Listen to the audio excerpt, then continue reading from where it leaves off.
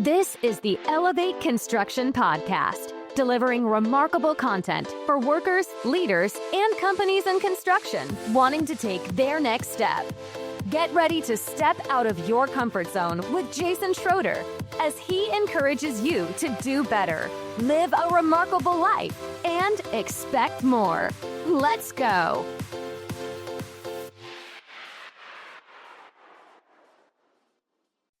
Welcome to the Elevate Construction Podcast, where we lift people and inspire them to become what they want to become. My name is Jason Schroeder, and in today's Build a Little Better podcast, I want to talk about the power of moments. Here's why this topic is important to me. Every time I am in a group or doing a mastermind or a boot camp or doing consulting or teaching somebody one by one, I really worry about people's families. I worry about the children at home, the husbands and wives at home, the ability to be a whole and complete human being while also getting the proper things done at work.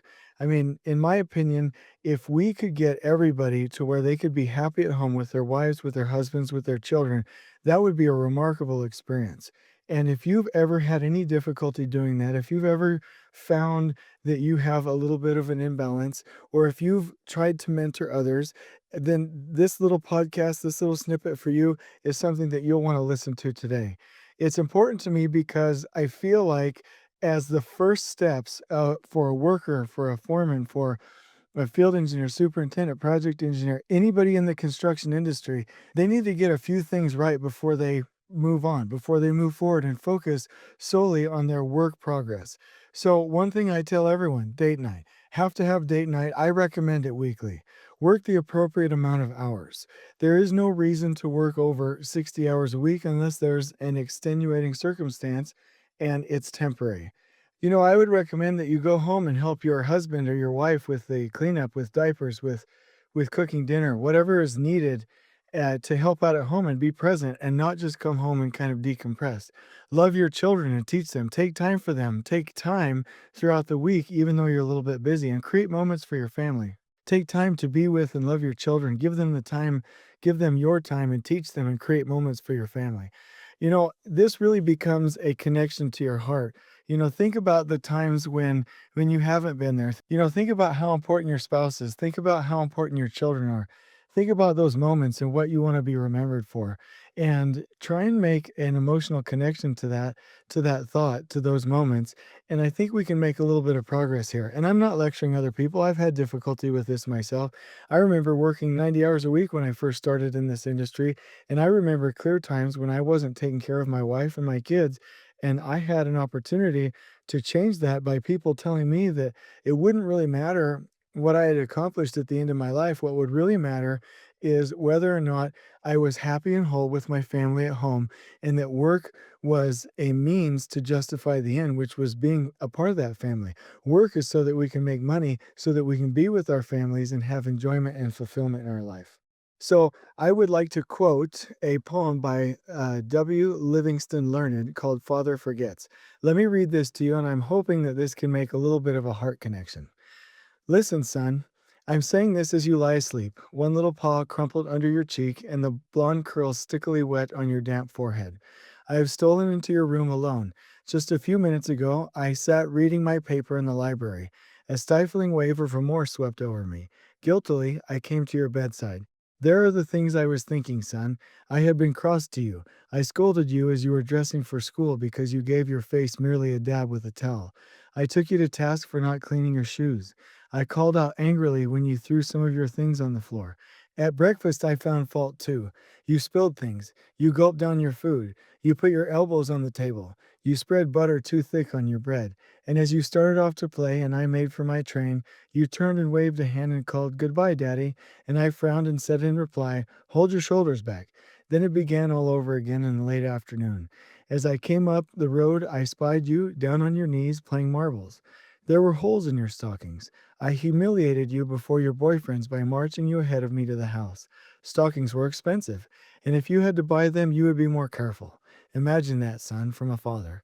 Do you remember later when I was reading in the library how you came in timidly with a sort of hurt look in your eyes? When I glanced up over my paper, impatient at the interruption, you hesitated at the door. "What is it you want?" I snapped. You said nothing, but ran across in one tempestuous plunge and threw your arms around my neck and kissed me, and your small arms tightened with an affection that God had set blooming in your heart and which even neglect could not wither. And then you were gone, pattering up the stairs. Well, son, it was shortly afterwards that my paper slipped from my hands and a terrible, sickening fear came over me. What has habit been doing to me? The habit of finding fault, of reprimanding. This was my reward to you for being a boy. It was not that I did not love you, it was that I expected too much of youth. I was measuring you by the yardstick of my own years, and there was so much that was good and fine and true in your character. The little heart of you was as big as the dawn itself over the wide hills. This was shown by your spontaneous impulse to rush in and kiss me good night. Nothing else matters tonight, son. I have come to your bedside in the darkness, and I have knelt there ashamed.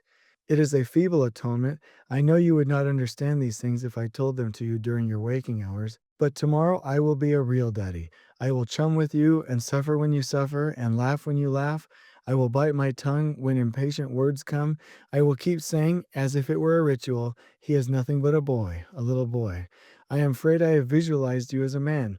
Yet as I see you now, son, crumpled and weary in your cot, I see that you are still a baby. Yesterday you were in your mother's arms, your head on her shoulder. I have asked too much, too much. And that poem was by W. Livingston Learned. And the reason I mention that here is I hope that makes a connection. How often do we get in the habit of going to work, of saying to ourselves that we're only providing for our families, that we want them to have a better future than we did, but while at the same time, in our habits and in our work hours and in our designated schedule for the week and in our focus of work, how often do we forget those things that would cause us remorse? How often do we forget the moments that we have to spend with our wives, with our husbands, with our children? Those moments that will always be remembered, the moments that you will remember at your bedside when you're older and possibly dying, when you won't remember the times that you were at work. One thing we have to remember is that we will never look back on our time here on earth and say, I wish I would have spent more time at work. In fact, the common answer from superintendents and project managers in construction is, if only I had been there for my family. If only I had done those things which would have taken care of them. And the point here is that we can be just as successful if we work under 55 hours. We can figure out a way to do it if we delegate, if we stretch, if we organize, and if we prioritize those things that are important. So one more time, we hear the most from construction professionals that they wish they would have cared for their families and spent less time at work or have been more effective at work. So here's the question. What can you do? Can you decompress on the way home? Can you find time to not be grumpy and to get those things out of your mind and onto a to-do list? Can you delegate and create stable systems? Can you have a remarkable job site that takes less babysitting from you, less time on the job, less presence? These are the things that these podcasts are trying to teach. Can you come home, clear your mind, amp yourself up with a song, and walk through that door with your shoulders back and give 100%?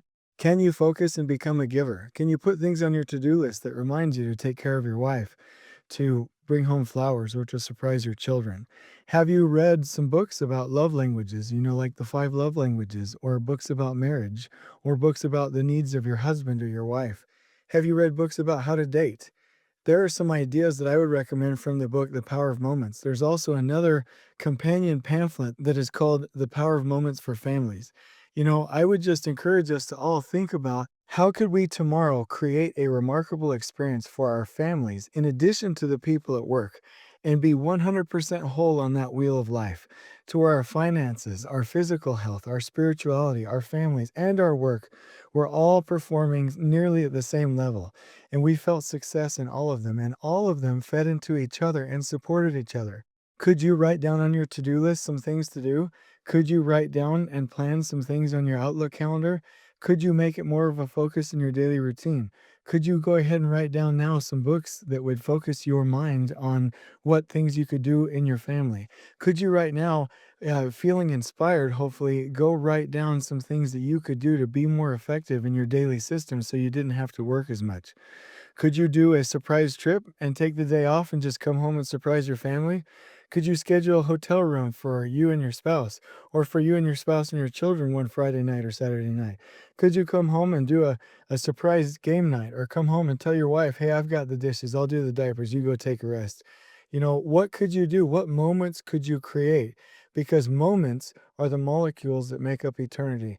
Moments are the things that everyone will remember. When your children grow up and they have families of their own and they have children of their own, what will they remember? Will they remember these moments that you've created for them? Or will they remember that you were always gone? And I'm not trying to guilt anybody because obviously I've done that before, but this is just a really neat and remarkable opportunity. When we do boot camps and we do consulting and we do training and we really get at the heart of our home life and how we're taking care of our families, most of the feedback comes in this manner. Somebody will say, I spend more time with my wife. I dedicate 15 hours a week like you told me, and it's been remarkable. Or Jason, we have date night every week. And man, we've been closer than we ever have been. Or instead of coming home and turning on the TV, I go and play with my children. And I've never been closer to my children in my entire life. Thank you so much. Or, I've really never been focused on taking care of the needs of my partner, my spouse. And I've read the book, The Five Love Languages, like you recommended. And we have connected more than we ever have in our entire marriage. And it's just been remarkable. And so these are hopefully the things that we in this industry can create to where, yes, it's a dedicated and difficult and stretching, time consuming career, and you have to have a supportive wife that would go do it, but you can also have a remarkable time along the way. You can take trips, you can leverage the time that you have together, you can be focused when you do show up at home because it really comes down to how you show up. And so that's really the vision. As people are going through this industry, as workers are coming up, as foremen are developing, as field engineers are taking their next step, as project engineers are on their way to becoming project managers, as people are on their way to becoming their best selves and becoming leaders, can we keep their families intact as they go by teaching correct principles and not making their families pay for the sins of a failed project, for the sins of a bad schedule, for the sins of a bad operational structure at work? It's never requisite that we make human beings pay for the sins of a project. It's not good on a religious standpoint, and it's definitely not good when we're talking about it with our employees. We have to protect them. We have to put in the time when it takes time, but we also have to be there and show up and be present when we have the time. We have to have normal habits and a culture and reminders and peer pressure to make sure that we're going home, that we have coverage, and that we do those things that are important. And in future podcasts, I'll talk about coverage schedules and I'll talk about working the proper amount of hours, and I'll talk about those things. And I'm excited to do so because the vision for this is that everyone is happy and healthy at home, excited also on Sunday to go to work, but also at 5 o'clock or 4 o'clock, excited to come home and give 100% to their families. If you have any feedback or comments or want to request a podcast episode, please reach out to me on LinkedIn. But until we meet again, let's go schedule that date night. Let's go schedule that day off. Let's go schedule that game night with the kids. Let's go schedule getting those flowers. Let's put it on our standard systems. Givers gain, takers lose, and relationships and our family lives work best when we give first with no expectation, and then we gain. So on we go. Let's make this happen. See you on the next one. Please join us next time in elevating the entire construction experience for workers, leaders, and companies coast to coast.